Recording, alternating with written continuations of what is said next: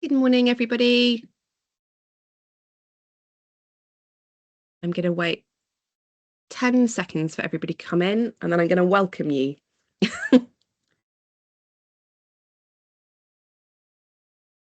Brilliant. Lovely to see so many of you with us this morning. My name is Phillipa Williams, and this is our Claremont Bitesize series. So for people who don't know Claremont, we are a behaviour change and insight organisation. We only work on projects that we feel help to build a fairer society. And in our Bitesize series, what we try to do is take one idea and spend some time thinking about how could that apply to your day-to-day work. We're absolutely delighted to have so many of you with us today. The work that we're going to be talking about is a piece of work that Rohati, Katy and I worked on with lots of colleagues and unpaid carers last year. And it is all around how do you reframe unpaid care. I'm not going to spend lots of time today talking about the research that helped to build us there, build us to get there. But in the chat for this conversation, you'll see two links. One is to the research document, the other one is to the framing guide. And I'd really recommend that everyone spend some time having a look at it. I mean, of course, I would recommend that. But in part, the reason that I'm recommending it is because always with reframing, you need to spend some time thinking about what does this mean for us and what does this mean for my organisation? And the best way to start with that is to really kind of understand where we got there. The other thing that I'm going to say is that work is built on the shoulders of many pieces of brilliant work done by lots of people over the years and across the sector. And it very much built on their wisdom, knowledge and experience. And one of those people is Katy Stiles. Morning, Katy. Katy is the founder of the We Care campaign and has been a brilliant kind of support to us as we've gone through this work. The other person that is joining us today is Rohati Chapman. He's Executive Director at Carers Trust and along with Oxfam and the Health Foundation commissioned this work. So I'm going to, morning both of you, lovely to have you here, delighted to spend a bit of time together. Rohati, can I start with you this morning to just, I suppose, in a way, your commissioning is kind of why we're here. So I'd love you to talk to us about where did this work come from? Why did you feel it was important at Carers Trust? Amazing. Thank you, Philippa. And good morning, everyone on the call. Sorry, I can't see you all. I'm really pleased to be here because this work matters enormously to us at Carers Trust. We commissioned it because there is a real gap between how important unpaid care is in people's lives and how much priority it gets in public debate, policy and funding decisions. So we know, like many of you on the call, caring isn't a niche issue. Providing unpaid care to a family member or friend who would not be able to live independently without that care is something that around 5 million of us do across the country, and we actually think that's underestimated. But we do this quietly and often without the scaffolding that we need to do for something so fundamental to our lives. So it not being a niche issue, but it's not translating into support, action, investment. The research we commissioned shows that the disconnect isn't accidental, it's structural. It's been nurtured over time and shaped by the stories and assumptions that dominate how society understands care. So we really wanted to change that. And, through the work with others who've been, huge foundations for this work, it's understanding that, statistics don't alone shift understanding. It's people are complex. People interpret information through their own beliefs and experience, and that's why framings really matter. So because it's a shared issue, that's why Carers Trust felt it was really important to kind of pool funds with ourselves, Health Foundation and Oxfam GB to build an evidence-based way of helping more people see unpaid care. We know that, often people within a movement are really brilliant at talking to each other, but what we wanted to do specifically was to make sure that we are going beyond our echo chamber and wanting to develop frames that kind of resonate and bridge values with people who might not necessarily currently be carers, but are that kind of 5 to 10 years kind of proximity. And I think kind of the key thing now, why this is so important is the timing. I think we've got, I know we've got a new Prime Minister, Andy Burnham, who's in his first week. He's saying really hopeful things around his priority on social care. We've got Baroness Casey and the Casey Commission, who's about to launch a big conversation about social care and unpaid care as a really key human lens, into that conversation. So, the timing of this webinar is really right. And the one thing I want to land that, this is about helping us all to tell a bigger story about unpaid care and its fundamental importance in our lives. Brilliant. Thanks, Rohati. And Katy, Rohati touched on there of that, sort of our conceptions of how we see an issue, we understand an issue, how it impacts our lives is really shaped by those narratives that we hear and that we tell and that we use. And I wonder if you could kind of bring us, put that in context of how those narratives have emerged around unpaid carers, what has been helpful, what has been harmful, and where are we now? Okay, so I think the thing to say straight off is that the stories that we tell about unpaid carers aren't neutral. They shape what people think carers need, what politicians think we should prioritise, and what support society believes is reasonable. So that's the starting points. And we've spent decades, haven't we, using messages that got attention for unpaid carers, but they didn't always get us where we wanted to be. So helpfully, I think, carers being largely invisible isn't the case now. There's greater public recognition, more people identify themselves as carers. I know we've got a long way to go, but that's better than it was a few years ago. Caring is talked about more openly, partly I think because of a load of politicians that have caring roles are now in Parliament, so that makes a huge difference. But awareness isn't everything, is it? And it isn't understanding. So moving swiftly on to the what is unhelpful is that hero narrative that we looked at specifically.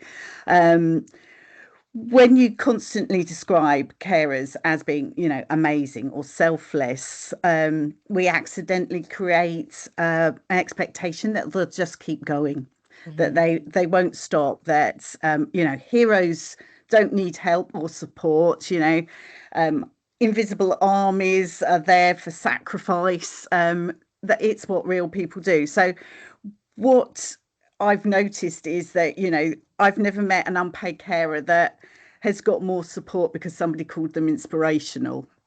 That isn't how it works, is it? So, if you're focusing on sacrifice and your comms say things like, carers are exhausted, broken, at breaking points, these things are true, but it sort of switches people off so that they're overwhelmed by that narrative, or they assume it's nothing can change, or it doesn't apply to them. It normalizes that, doesn't it? Yeah, almost, exactly. And an expectation of it. Yeah.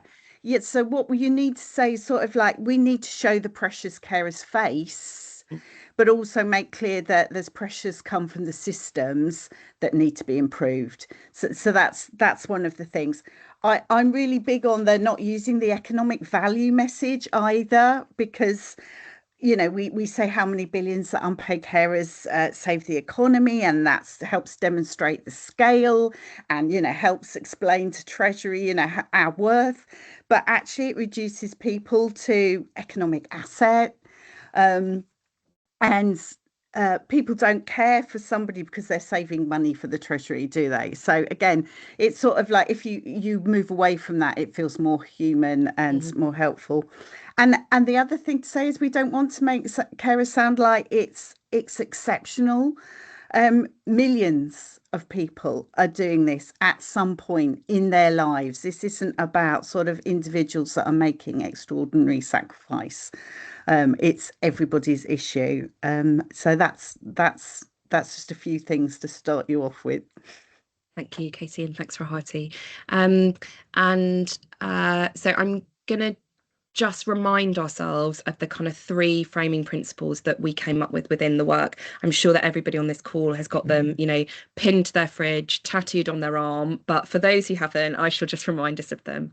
So the first one really speaks to that point that kind of Katy started with there, which is about trying to move that narrative away from unpaid care being seen as that kind of as sort of othered, really, as an act that is done by the kind of selfless few, rather than it being, and shifting to a point in which we see that care is an universal experience. We are all vulnerable to needing or providing care, and the importance of that is then it opens it up and kind of says this is something that we all have a stake in, and that we and is an issue that impacts us all.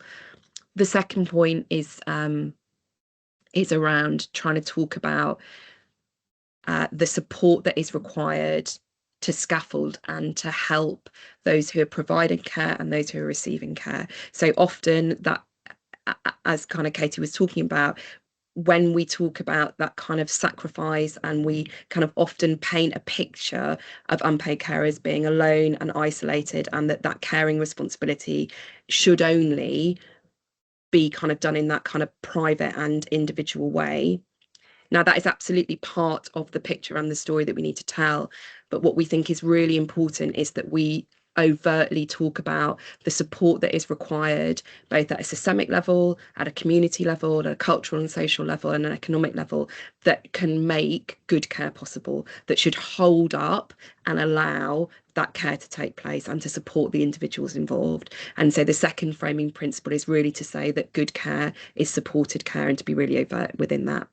The third point really speaks to what Katy was talking about that kind of the challenge of trying to attach the value that unpaid carers provide to another thing, another part of the system.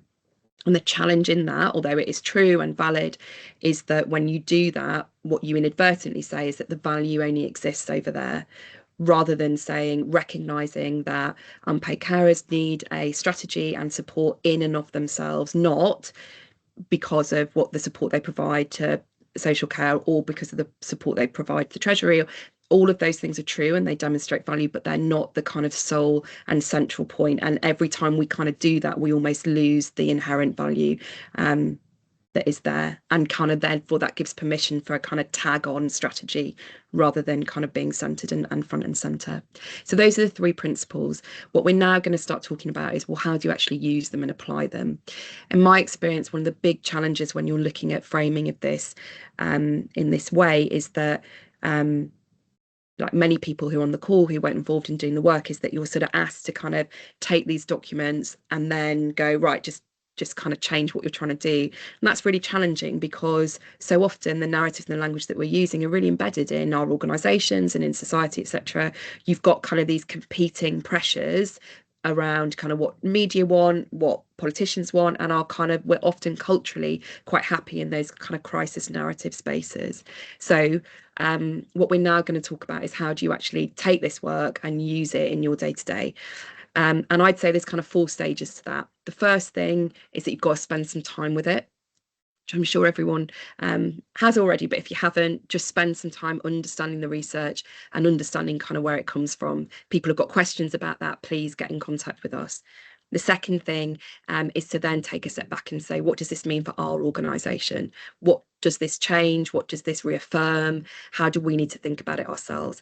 And then the third thing is really just giving it a go, because I think all 3 of us, as we've been working on different things, have found things easier and things harder to use. We've probably tweaked some things, changed some things, and every time we do it, we kind of learn. And we're really keen to hear about how people are using it and how people have kind of shifted their work. And then the 4th thing is to reflect, evaluate, and help us to improve the work as we go forward.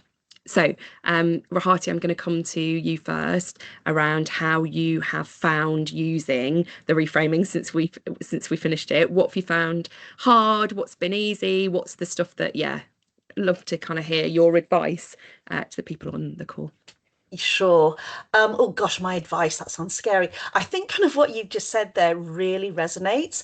And, Carers Trust, whilst we have been, one of the leaders in kind of developing this work, we are still very much on that journey in learning how to model it ourselves. So I think kind of four key things I'd say is number one is make it stick through repeated practice. Emailing the guide and hoping it lands, isn't enough.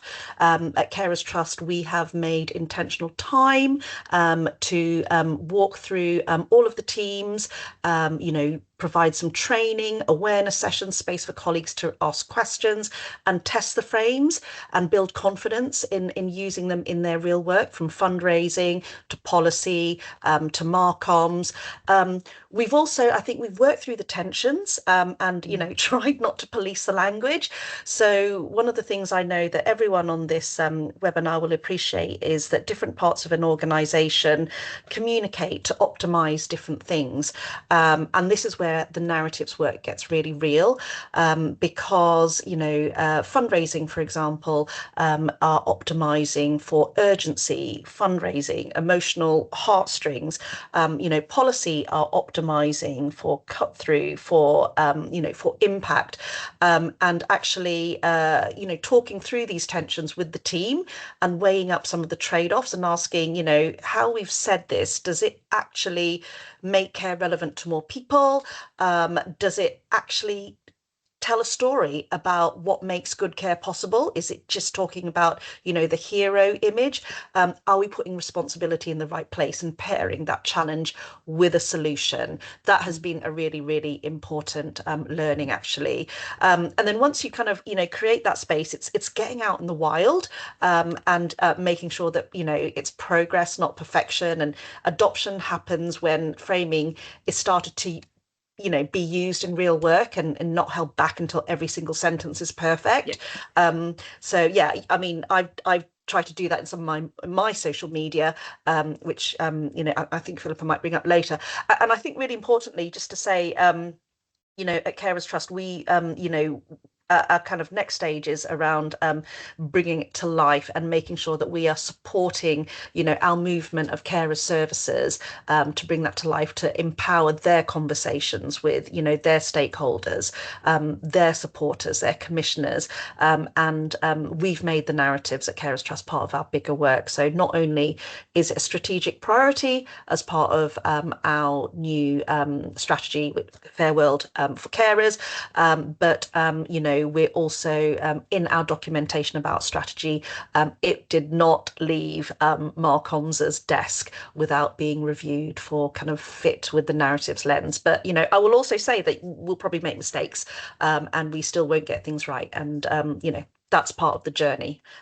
That's key things I would say from Carers Trust in terms of what we've got right, what we've learned, and how we want to move forward. Thanks, Rohati. Katy, what are your thoughts on kind of how you've, any learnings, advice you'd give people on using it? I think, first of all, when I first read it, it felt very we care. I have to say, it wasn't such a big shock as maybe it was to everybody else, because we'd instinctively sort of been trying to do it, but without the sort of nuance and the this framing that you came up with, with everybody else's help. So I think that really helped us. And again, like Rohati, we don't always get it wrong. I don't always get it wrong. I catch myself about to say something and think, no, what I need to say is, it's to turn it around and say, yeah, this is about the support that people are not getting, rather than, I'm absolutely burnt out. This is about the support. So I think there's a few little tips that I can give people. Again, Rohati's mentioned that different parts of organizations use different urgencies, have different things, but I think if you're all sort of like trying to pull in the same direction, even if it's slightly different, then that's brilliant. So we have a podcast called Carefully Considered, and we sort of reframe we framed that from the start about, you know, we weren't just trying to do this for carers, we were doing it for people that were yet to be carers or yet to be cared for, or whatever their part of their caring journey was. And I think that was really important, that we always say that. It's always in the top of our header. It's there, so that if you ever come to our podcast, then that's front and center. I did some speeches. Whenever I do a speech, I mention about hero narrative. I mention about care, you know, the amount of people that are caring, and that it's everybody's business. It's not always, you know, you can generally get it in there somehow. And Katy, do you remember our first ever workshop? You said to me, I want, at the end of this, success looks like you give me stuff that I can put in my speech. Yeah. And there you go.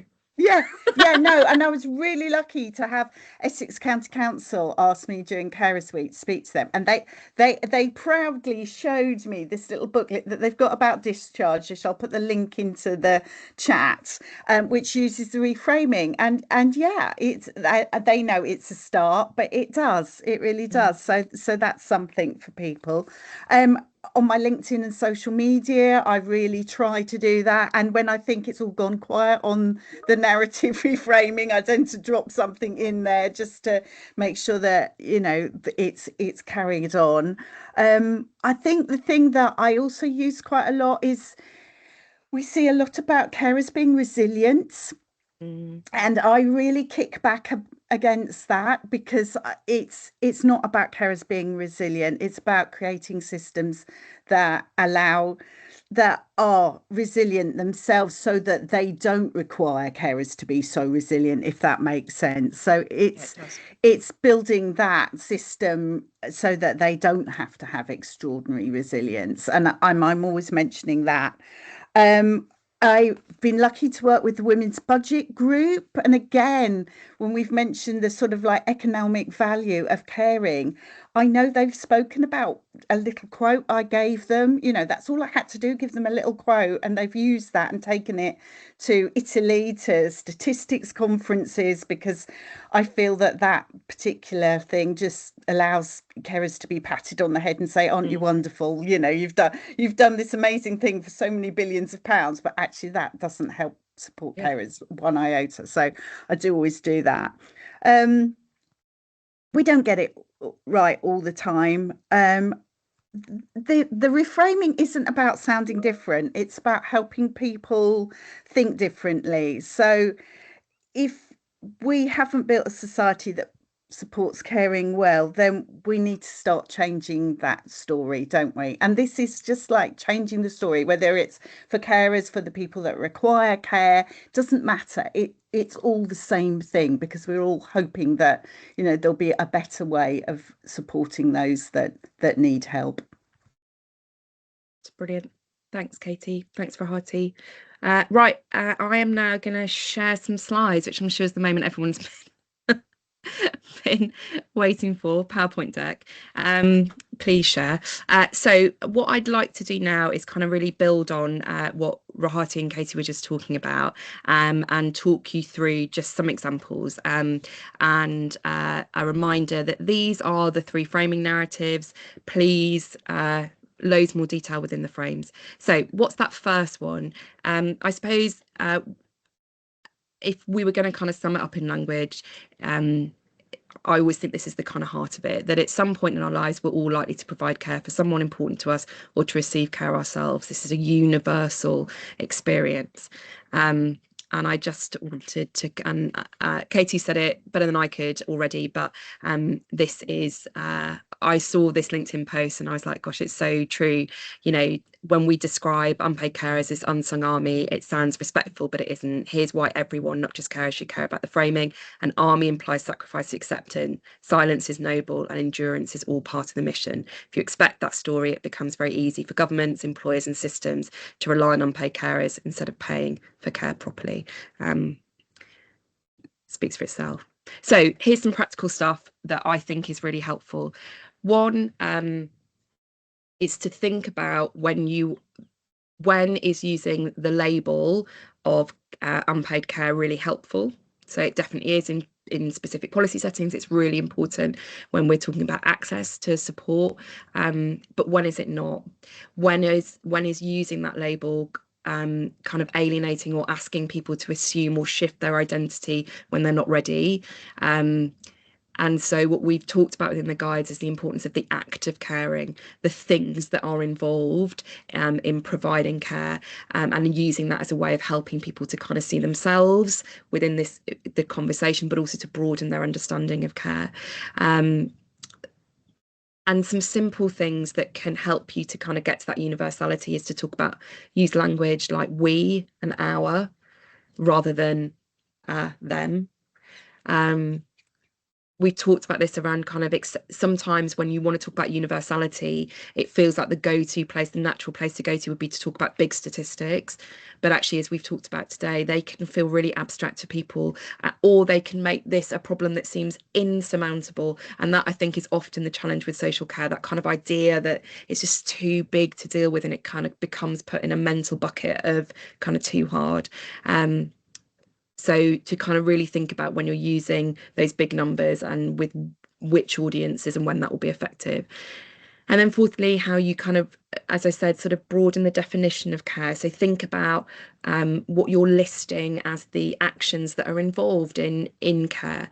And in doing that, that also helps to overcome some of our quite still quite gendered ideas of what unpaid care is. So Ruth Hallam talks a lot about kind of people going to personal care as the place that they think about when they think about care, and actually what we're talking about here, and that really kind of sort of turns people off, but actually providing care is a range of multiple different actions. So how do you kind of ensure that that's part of the conversation? And I'm going to highlight a couple of bits of work that I think are kind of do this well. So this is a big shout to Rachel and her team at Kingston Carers Network. If you look at this slide, there's just kind of two bits that I want to pull people's attention to. So one of the things that they do really nicely here, this is particularly around care identification, is they talk about what they do is they list the roles people assume. And the thing that's lovely, so they say some people will be providing care, but they may not identify themselves as a carer. They may talk much more about their role as a parent, a friend, a partner. And in doing that, you kind of instantly sort of universalize the issue and you centralize the people and the multifaceted roles that we play within those relationships. The other thing in this second piece is this is around information specifically for healthcare professionals, and what they've done here in this list is kind of talk again about expanding what caring responsibilities can include. So, and again, that just widens the picture and the depiction of what care is and can be. The next shift is about no care without support and centering the support that is needed for both the person providing care and receiving care. So good care is supported care. Everybody needs help to care.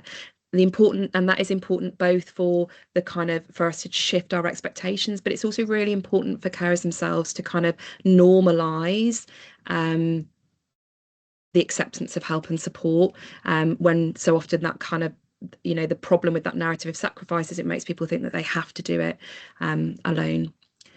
And my advice for sort of how to weave that into your work is, one, always linking the care a person gives with the support that's needed to make that happen. So always trying to think, how am I dovetailing those two things together? To really frame the problem as the lack of support to scaffold unpaid carer and the person receiving care, rather than the act of caring in and of itself.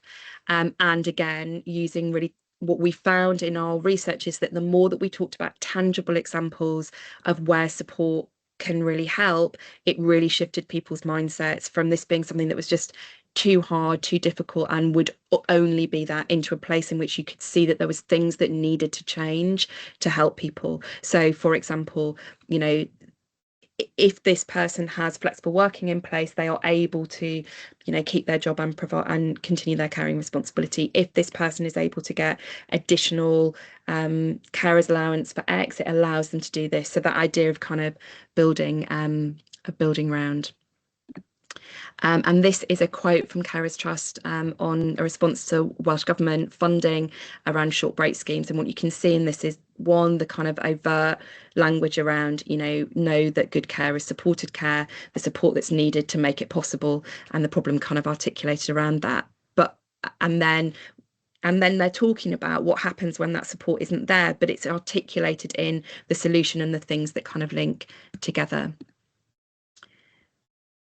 And then, not to embarrass her, but I'm also going to just share a LinkedIn post from Rohati, and what Rohati does really well, I think, in this place is, one, that connection, good care, supported care. But the second thing she does is, in this paragraph here, she talks a lot about putting people at the centre. So the person who cares and the person who receives care is kind of rooted in the heart of that. So it reflects our belief that good care is supported care, strong local services help carers and people that care to stay well and connected to the people and communities that they help. So solution and challenge.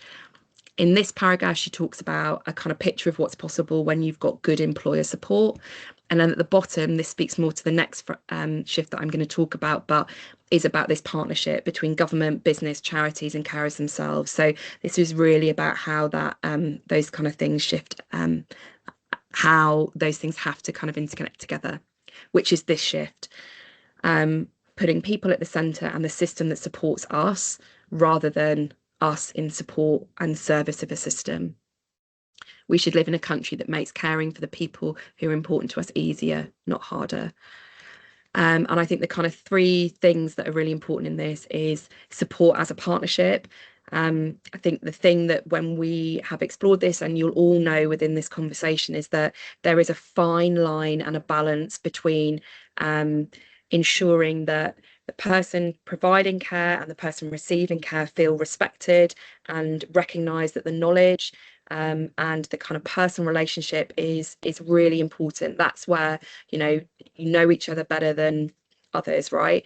But you need others to act and support you to do that. And so people want to feel trusted and understood and respected, not replaced, but they want kind of systems and communities to hold them and support them. And so really acknowledging that is a sort of, and that balance can be quite challenging. And I'll give you an example in a minute of how we try to navigate that, but acknowledging that this is a really essential role and it's not there to prop up the system.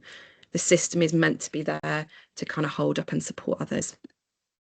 And this is a piece of work that was developed with the ARF, which is the Accelerated Reform Fund. Thank you, Rohati. Got ARC in my head, don't know why. Around social care in Southwest London, and this was around kind of how do you try and encourage people to access support when that support can feel invasive or when it can feel like you're having to kind of adopt a label in order to get it. So the point of this is really centering the kind of people at the heart of it and acknowledging that this is about a balance, that respecting individuals and the private elements and the important elements and their knowledge, but also saying that actually we're here to support you. So we won't tell you what to do, but we can help you discover support that you may not be aware of. And then finally, this is another gosh, Rohati, you're getting a lot of screen time on this. This is a final example from Rohati around this is really kind of talking about that the system being in service of people and a picture of what is possible when that support scaffolding's in place. So it's got a real strong demanding championing tone to it, but it is talking about what can be and is possible, or what could be possible when we have an integrated approach to kind of how we're trying to tackle these challenges. I'm going to stop sharing now, and I am just going to go back in our last few minutes, Rohati and Katy, to kind of just get sort of final reflections from you really on where you hope this work goes next. As I said, we're kind of this work stands on the shoulders of many brilliant pieces of kind of thinking and kind of narrative work already. But what advice would you give to people? What's your kind of final thing that you'd like us all to consider as we kind of leave the call and go on to the rest of our days? Katy? Yeah, I'd love government to start using that. I'd hope that the Casey Commission, there's part of it within that. But I think there's being practical. There's a little bit that we can all do to shift this. Whether it's, when you leave this and you look at one page on your website, or whether it's you look at a blog that you're writing, or whether it's you're looking into a report that you've just written. There's just, a couple of sentences that you can change that then will sort of shift that whole narrative. I think, the more all of us do together, which is what this is all about, the easier it will be for people to understand care in a more coherent and cohesive and caring way. So yeah, that's probably what I'd say. Thanks, Katy. Rohati? Totally support Katy's hopes there, and build on that, actually. Sorry, it sounds like quite a technical phrase, but collective activation, that is, I think, really, really critical, as part of making sure that we really do make the changes in narratives that we want to see. And we know that it's no single organization, individual, that kind of helps shift that narrative. It's everyone collectively working together. And what I would love to see is individuals and organizations who might not normally be associated around unpaid care talking about it, because I was at a think tank roundtable talking about unpaid care, because I wanted the people around the table to understand that actually unpaid care is a story that sits around conversations around women's health, around health inequality, around all sorts of things. And yeah, I think I'd love us to live in a world where we no longer have to explain why Mm. unpaid care matters, and we as a collective whole have created that public mandate for change. It's brilliant. Thank you both so much thank you for, working together on this work. It is a absolute passion project for me and for us at Claremont, and both brought such an enormous amount of wisdom um, and challenge to that work. I think from our side, we always feel like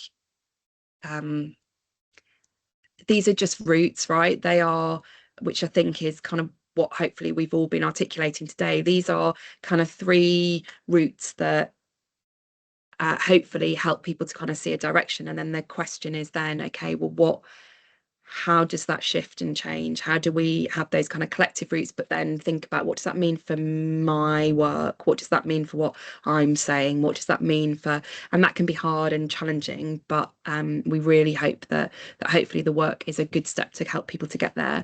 In the autumn, I am going to host an online workshop where we'll go into a bit more detail. It's limited numbers.